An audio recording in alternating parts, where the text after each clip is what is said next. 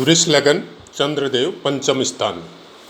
जय माता की मित्रों, हम लोग वृष लगन में चंद्रदेव के पाठों का अध्ययन कर रहे हैं और आज बात करते हैं चंद्रदेव अगर पंचम स्थान यानी कन्या राशि विराजमान हो तो कैसे फल हम लोगों को प्राप्त हो सकते हैं। बहुत से पाठों में हम बता चुके हैं कि जब चंद्रमा का फल आपको देखना हो तो चंद्र कुंडली के अनुसार भी देखना पड़ेगा और आपको लग्न कुंडली के अनुसार भी देखना पड़ेगा। और बहुत बार प्राय कर ये देखा गया है कि चंद्र कुंडली सबसे ज़्यादा इफेक्टिव होती है। बहुत से पाठों में हमने डिटेल में भी बताया है, तो हर पाठ में वो सब बताना थोड़ा संभव भी नहीं है और थोड़ा अच्छा भी नहीं लगता है, क्योंकि आप ही बोलेंगे कि हर पाठ में एक ही बात बार बार आप रिपीट करते हैं।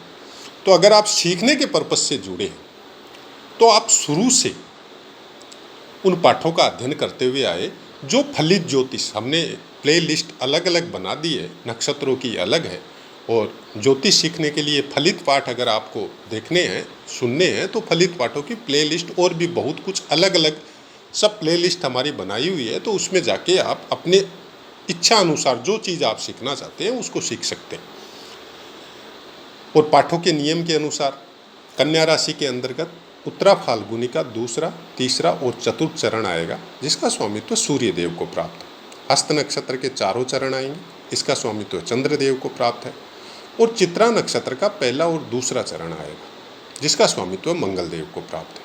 तो जब आप फलों को बारे में जाने चंद्रदेव के, तो कम से कम उस समय के वो कौन से नक्षत्र में विराजमान है और उस नक्षत्र का स्वामी ग्रह कहाँ पे विराजमान है।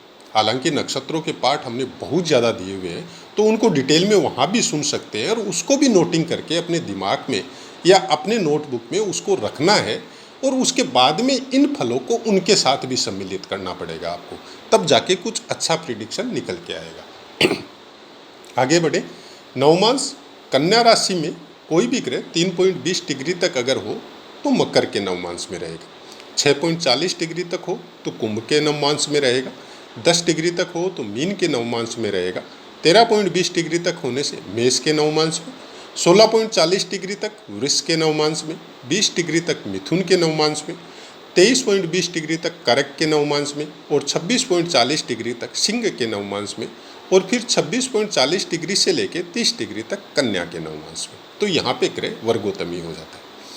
अब सबसे पहले कुछ नोटिंग हमेशा हमने आपको बोला भी था कि हर पाठ में कुछ न कुछ ऐसी चीज़ें जो अभ्यास के द्वारा हो या पुस्तकों के द्वारा हो, क्योंकि हम जो भी पाठ बना के आपको देते हैं उसमें कभी भी हम पहले से नोट करके या लिख के कुछ नहीं रखते। अगर आप पाठ कंटिन्यू सुन रहे हैं तो आपको शायद ये अंदाज़ा हो गया होगा कि जो पाठ बनाते हैं उसी समय में उसी अनुसार हम बोलते हैं। और बहुत सालों से, चाहे अध्ययन समझ लो आप, चाहे आप अभ्यास समझ लो आप, तो उसकी वजह से क्या दिमाग में ये सब चीज़ें नॉर्मली फीड रहती है कि किस तरह के फल हम लोगों को प्राप्त हो सकते हैं। और अलग अलग विद्वानों की जब हम लोग पुस्तकें पढ़ते हैं या उनकी बातें सुनते हैं तो हर आदमी एक ही ग्रह का एक ही जगह प्लेसमेंट पे अलग अलग फलों की भी पुस्तकें हम लोगों को मिल जाएगी। अब हम लोग इसको ऐसे मान सकते हैं कि उन लोगों ने जो रिसर्च किया तो उन लोगों ने वो देखा, हम लोगों ने जो रिसर्च किया हम लोगों ने वो देखा, और पाराशर जी के अनुसार या बाकी जो भी विद्वान है उनके अनुसार उन लोगों ने अलग देखा। तो किसी को ये बोलना कि ये गलत है, ज्योतिष में ऐसा संभव नहीं है। किसी को गलत बोलना बहुत गलत है। हाँ, ज्योतिष ये सूत्र है, उस सूत्र के अनुसार उसमें कुछ न कुछ सच्चाई होनी बहुत ज़रूरी होती है। चंद्रदेव अगर पंचम स्थान में हो तो जब आपको प्राप्त करना हो तो आपको एक चीज़ ध्यान में रखनी पड़ेगी, चंद्रदेव जिस भी राशि में हो उस राशि के कारकत्व आपको समझ में आना पड़ेगा, क्योंकि चंद्रदेव चंद्र कुंडली के अनुसार उस राशि का लगन हो जाएगा। चंद्र लगन कुंडली जब आप बनाएंगे, जैसे कन्या राशि है तो कन्या राशि में पंचम स्थान वृष लगन में होता है, लेकिन यदि आप चंद्र कुंडली देखेंगे तो आपके लगन स्थान में कन्या राशि आ जाएगी। तो यहाँ पे कन्या राशि पे जब चंद्रदेव होता है तो बहुत बड़ा प्लानर आदमी होता है। उसके दिमाग का जो स्टाइल होता है वो हर चीज़ को प्लानिंग के साथ करने की कोशिश करता है।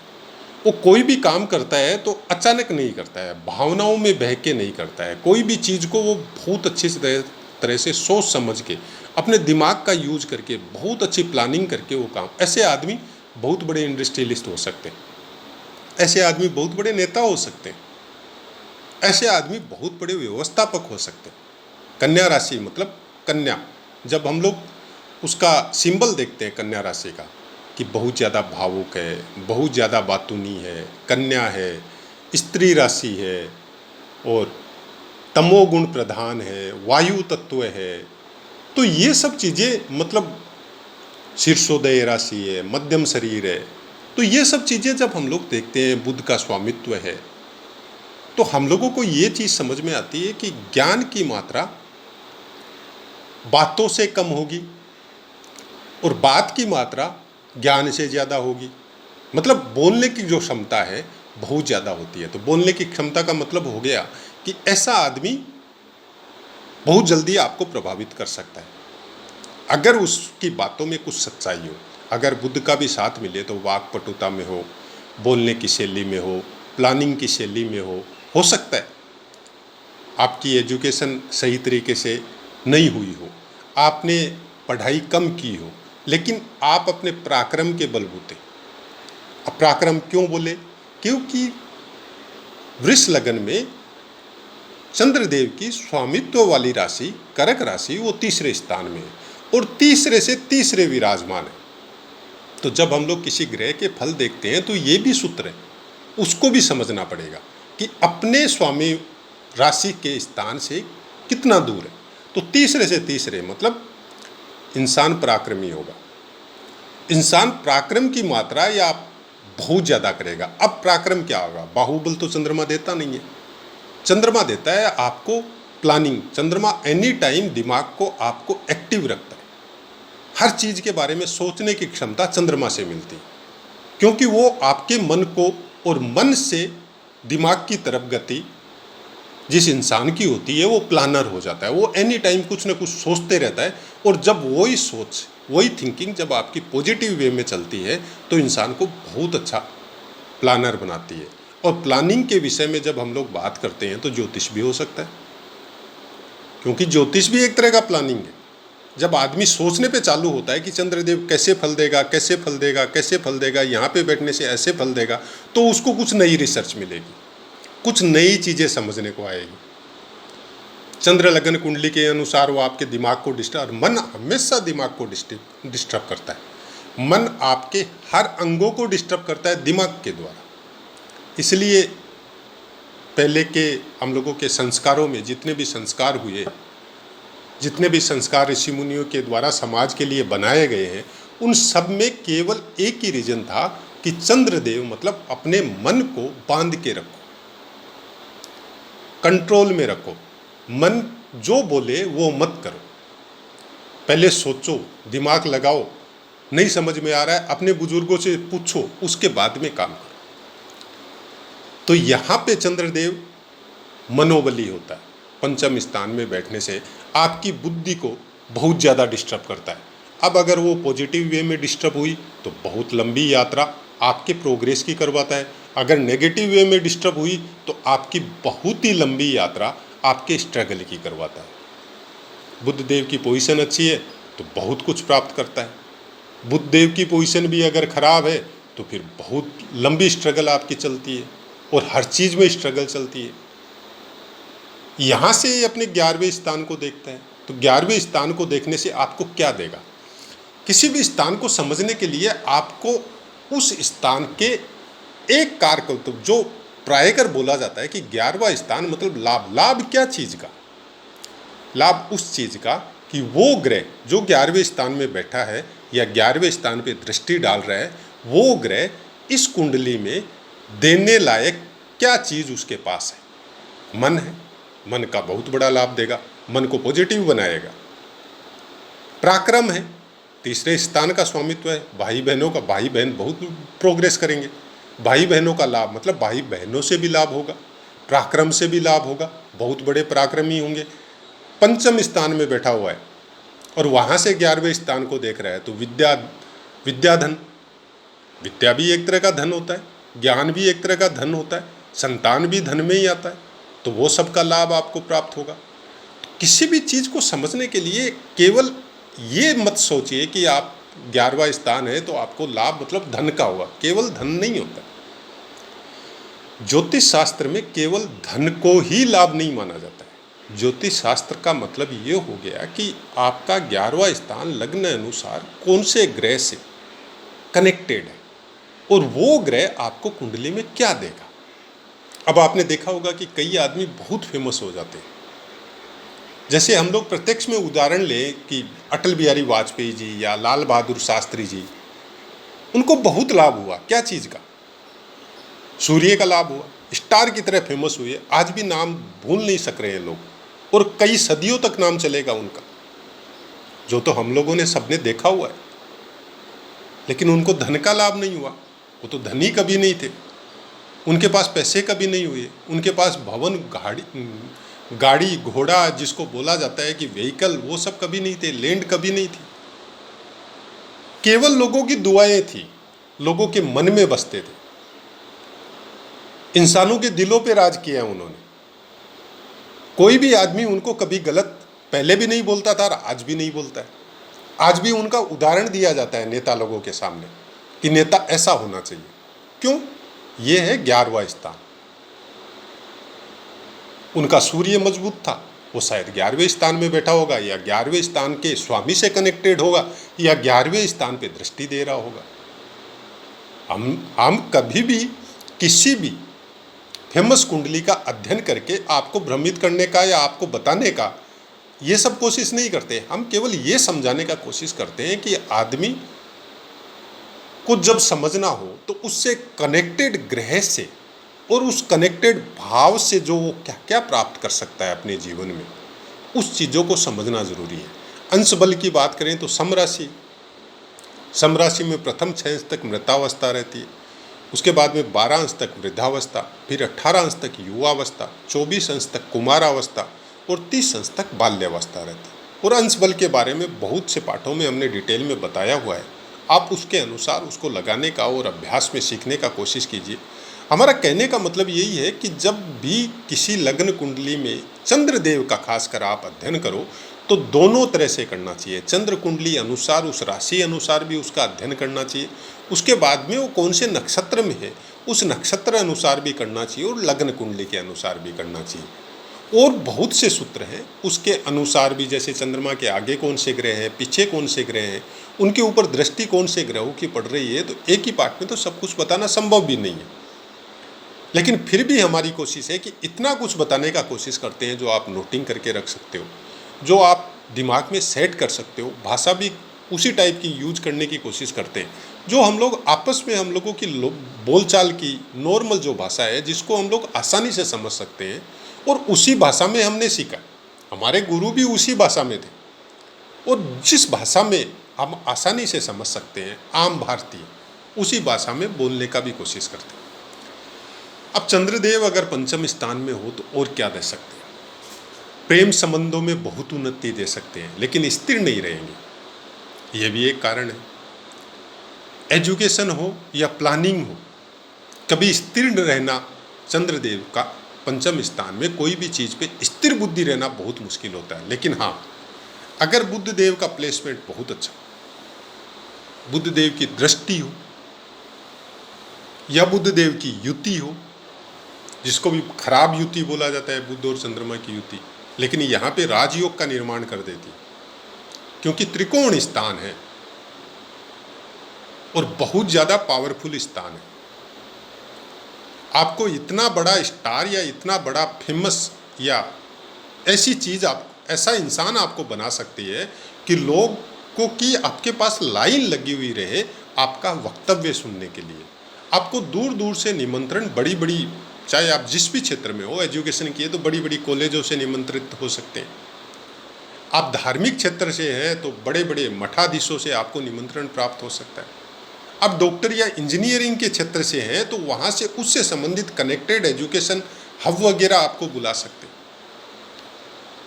लेकिन ऐसे आदमी ज्ञान के मामले में बहुत ज़्यादा आगे बढ़ते हैं। अब आप एक्टिंग में भी जा सकते हैं, आप एक्टर भी हो सकते हैं। बाकी वो चीज़ें देखनी पड़ेगी कि भाई बाकी ग्रह कैसे हैं। लेकिन ये सब चीजें आपको प्राप्त हो सकती है।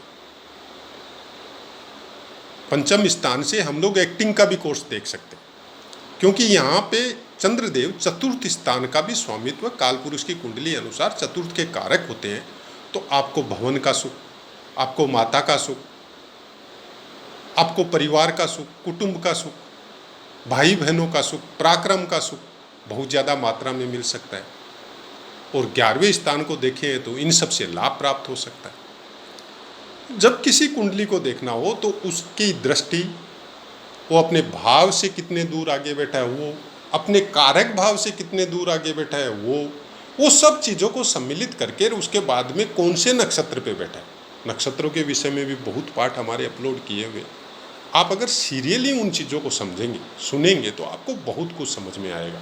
और चैनल का मकसद ये नहीं है कि हम आपकी कुंडली का प्रिडिक्शन करें। हम हमेशा मना करते हैं कि हम कुंडली प्रिडिक्शन नहीं करते, क्योंकि ये चैनल हमने कोई फाइनेंशियली कुछ प्राप्त करने के लिए, कुछ गेन करने के लिए ओपन नहीं किया। हमने ये चैनल ओपन करने का हमारा एक नॉर्मल सा मकसद है कि जन्मपत्री के बारे में, ग्रहों के बारे में, ग्रह फलों के बारे में कुछ इस तरह की बातें आपको बताई जाए कि आप उसको अपने दिमाग के अनुसार, कोई ज़रूरी नहीं है कि हम जितना सीखा है आप भी वहाँ तक सीमित हो या उससे कम हो। आप बहुत आगे बढ़ सकते हैं, बहुत आगे तक जा सकते हैं, क्योंकि हमारे दिमाग का तो अब एक ठहराव आ गया। आज 54-55 साल के हो गए, लेकिन अगर आप कोशिश करते हैं तो आप बहुत आगे तक जा सकते हैं। अगर हमारा उसमें कुछ योगदान मिलता है तो हम अपने आप को धन्य समझेंगे। लेकिन हाँ, अगर बहुत से ज्योतिष भी यहाँ पे जुड़े हुए, अगर उनको कुछ नया पता है तो वो भी कमेंट करके ज़रूर बताएं, हमको भी कुछ प्राप्त होगा। ज्योतिष या ज्योतिष से संबंधित बातें एक दूसरे से आदान प्रदान करने में जितनी अच्छी तरह से समझ में आती है, उतनी अच्छी तरह से पुस्तकों से समझ में नहीं आती। कारण पुस्तकों में लिख दिया गया, एक श्लोक का अर्थ बता दिया गया आपको कि ये ग्रह इस स्थान में होने से ऐसा फल प्राप्त होता है, लेकिन ये डेफिनेशन नहीं बताई गई कि क्यों होता है। वो आपको समझना पड़ेगा।